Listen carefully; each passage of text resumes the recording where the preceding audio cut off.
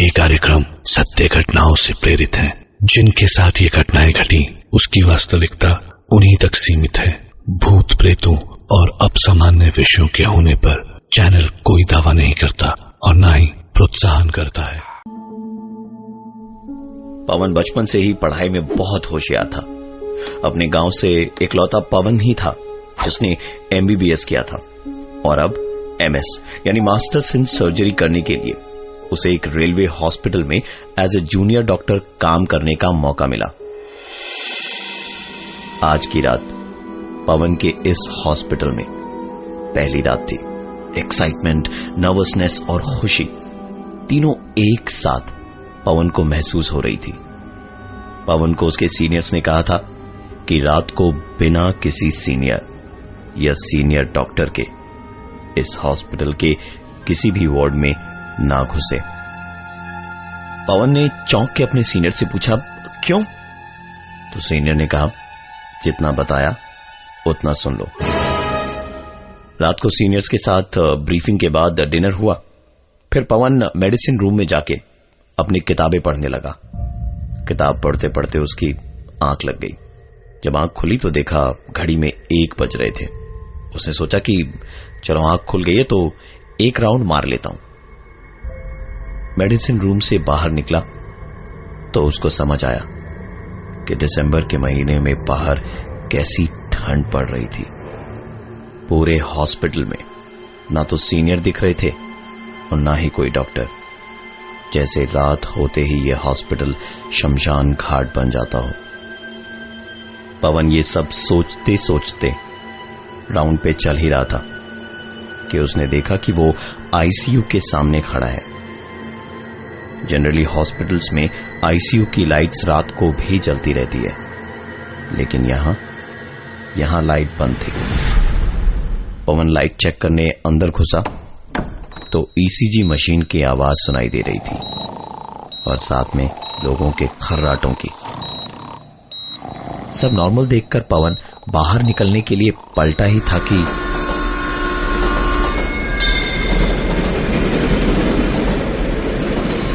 ये सुनकर वो पलटा ही था कि एक पेशेंट की बहुत जोर जोर से कराहने की आवाज आई। पवन दौड़ता हुआ डॉक्टर्स रूम में गया और एक डॉक्टर को बुला ले आया। इस बार ICU की लाइट भी ऑन थी और सारे पेशेंट्स आराम से सो रहे थे। ऐसी सिचुएशन देख के डॉक्टर ने कहा, पहली नाइट ड्यूटी है ना तुम्हारी, आगे से ध्यान रखना और अकेले किसी भी वार्ड में मत जाना। पवन और डॉक्टर दोनों ICU से बाहर निकले। डॉक्टर अपने रूम में चले गए और पवन सोचने लगा कि जो कुछ भी उसके साथ हुआ वो आखिर था क्या। इसी सोच में डूबा हुआ था कि उसने देखा एक आदमी दौड़ता हुआ जनरल वार्ड में घुस गया। पवन डॉक्टर की सारी बातों को भुलाकर उसके पीछे जनरल वार्ड में भागा। वहां जाके उसने देखा तो वहां कोई भी उसे नजर नहीं आया, लेकिन वार्ड की खिड़की खुली हुई थी। शायद जो कोई भी था वो इसी खिड़की से कूदकर बाहर भाग गया। पवन उस खिड़की से बाहर झांक ही रहा था कि किसी ने उसे पीछे से जोर का धक्का दिया, जिससे वो आधा खिड़की के बाहर और आधा अंदर था। और तभी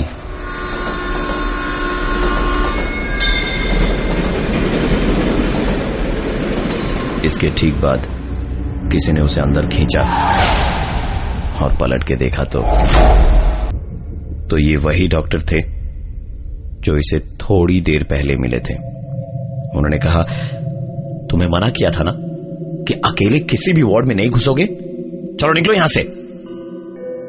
जनरल वार्ड से निकलकर पवन सीधा वॉशरूम गया हाथ मुंह धोने, क्योंकि उसे लग रहा था जैसे वो आधी नींद में हो और कोई सपना देख रहा हो। ये वॉशरूम हॉस्पिटल के वॉशरूम के हिसाब से बहुत छोटा था, मानो जैसे हॉस्पिटल नहीं किसी ट्रेन का हो। हाथ मुंह धो के पवन बाहर निकल ही रहा था कि उसने सुना,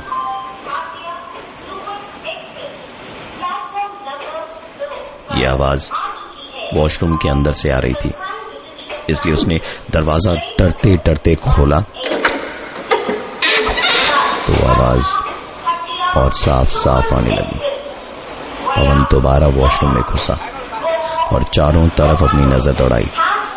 न तो वहां कोई इंसान था, न कोई मोबाइल जिससे इस तरह की आवाजें आती। पवन को अब समझ आ रहा था कि क्यों उसके सीनियर्स ने उसे किसी भी वार्ड में अकेले जाने से मना किया था।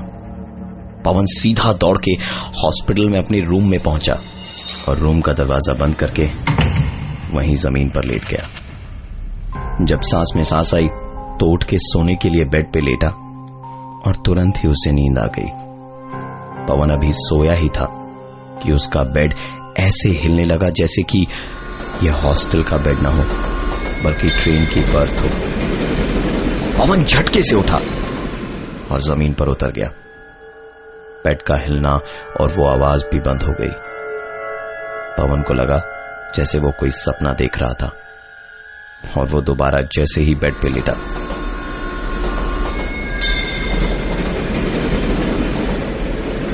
पवन उठ के जमीन पे दोबारा खड़ा हो गया। पवन के बेड से उतरते ही बेड का वापस हिलना बंद हो गया और तभी पवन के कमरे के दरवाजे पर दरवाजा खोला तो सामने उसका रूममेट खड़ा था और उसने हांफते हुए पवन से बोला, अरे तुम फोन क्यों नहीं उठा रहे हो? कब से फोन कर रहा हूं यार, इतनी बड़ी इमरजेंसी हो गई है हॉस्पिटल में, ट्रेन का एक्सीडेंट हो गया, बहुत सारे पेशेंट्स हैं, जल्दी चलो। पवन ने घूम के पूरे कमरे में अपना फोन ढूंढा।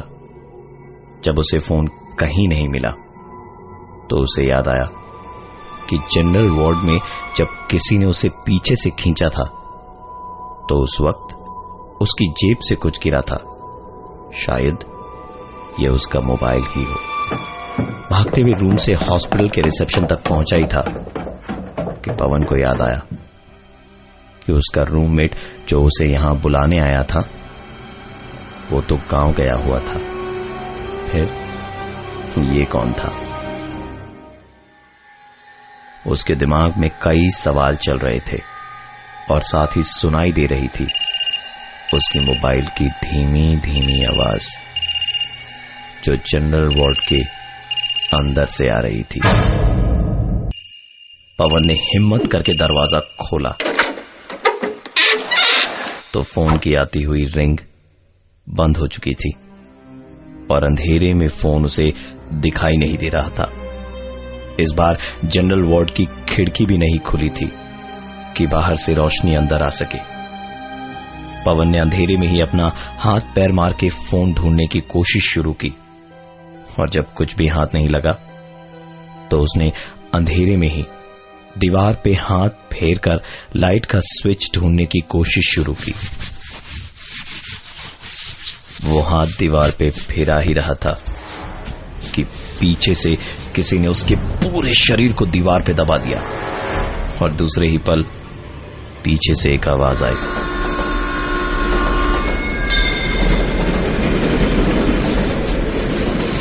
पवन को इन सब के बीच हाथ मारते मारते लाइट का स्विच मिल गया और जैसे ही उसने लाइट जलाई तो उसके शरीर पर से वो दबाव हट चुका था और ना ही पीछे से किसी ट्रेन की आवाज आ रही थी। रोशनी में जब उसने पहली बार इस कमरे को देखा तो उसे यकीन नहीं हुआ क्योंकि वो घुसा तो हॉस्पिटल के जनरल वार्ड में था लेकिन ये स्टोर रूम लग रहा था। अपना मोबाइल उठाकर वो दरवाजे के बाहर निकला तो देखा दरवाजे पर एक बोर्ड लगा है जिस पर लिखा है स्टोर रूम। पवन इसी उधेड़बुन में था कि पवन का मोबाइल बजा। देखा तो एक एसएमएस आया हुआ था, your reservation has been confirmed. यह मैसेज देखते ही पवन वहां से निकला और सीधा अपने रूम में पहुंचा जहां उसने जो देखा उसके बाद उसको सच और झूठ का फर्क समझ नहीं आ रहा था। उसका रूममेट जो गांव गया हुआ था वो बैठा हुआ टेबल पे पढ़ रहा था। पवन को देखते ही उसके चेहरे पर डरावनी मुस्कान आ गई। पवन ने कहा, तू तो घर गया हुआ था, यहां कैसे आया? रत्नेश ने उसी मुस्कुराहट को बरकरार रखते हुए कहा, मैं कहीं भी और कभी भी आ और जा सकता हूं, क्योंकि 2 साल पहले जब से ट्रेन से कट के मरा हूं, मैं यही आत्मा बनकर भटकता हूं और मुझे किसी रिजर्वेशन की जरूरत नहीं पड़ती। इतना बोलते के साथ ही रत्नेश हंसने लगा।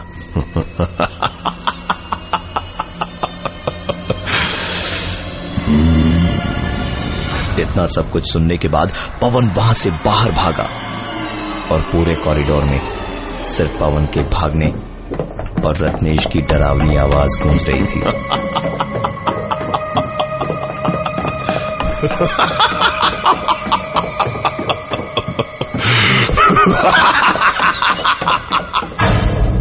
भागते भागते सीधे एक कमरे में घुस के उसने कमरा अंदर से बंद कर लिया और स्ट्रेचर पर थी एक लाश। पवन दरवाजा खोलकर निकलना चाहता था, लेकिन उस दरवाजे को वो खोल नहीं पा रहा था। मानो जैसे कोई ताकत उस दरवाजे को बाहर से पकड़ी हुई हो। लाख कोशिशों के बाद भी वो दरवाजे को खोल नहीं पाया तो एक पल को पलट के स्ट्रेचर की तरफ देखा और देखा वो लाश वहां नहीं थी, बल्कि वो लाश उसके ठीक 2 इंच दूर खड़ी थी और वो आदमी पवन को देखकर मुस्कुरा रहा था। पवन ने पूरी ताकत से दरवाजे को इस बार खींचा, दरवाजा खोला और पवन वहां से भागा नीचे के फ्लोर पे पहुंचा तो एक कमरा दिखा जहां लाइट चल रही थी। मदद मिल जाएगी ये सोच के पवन वहां पहुंचा। कमरे के बाहर से ही उसे वो सारी आवाजें आ रही थी जो उसने इस एक रात में हॉस्पिटल में सुनी थी।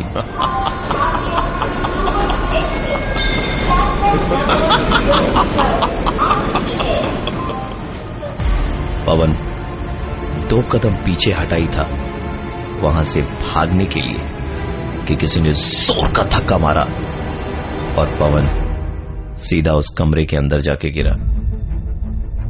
पवन मन ही मन सोच रहा था कि पता नहीं अब इस कमरे में क्या दिखेगा या सुनाई देगा, और इस डर से जैसे ही उसने अपनी आंखें बंद करी वो कुछ भी हो रहा था वो उसके साथ एक मजाक था। Welcome to the family.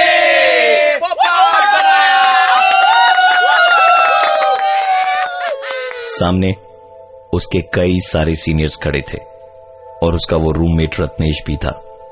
उसके बाद सभी लोग अपने अपने रूम और शिफ्ट्स पे चले गए और रत्नेश हंसते हुए पवन से बोला, भाई ये पहली रात को ना हम लोग सबको डराते हैं, लेकिन जितना तू डरा और भागा ना उतना कोई नहीं। लेकिन कोई बात नहीं, आज पहली रात थी ना, फर्स्ट ईयर है, सेकेंड ईयर तक तू भी सीख जाएगा ये सब।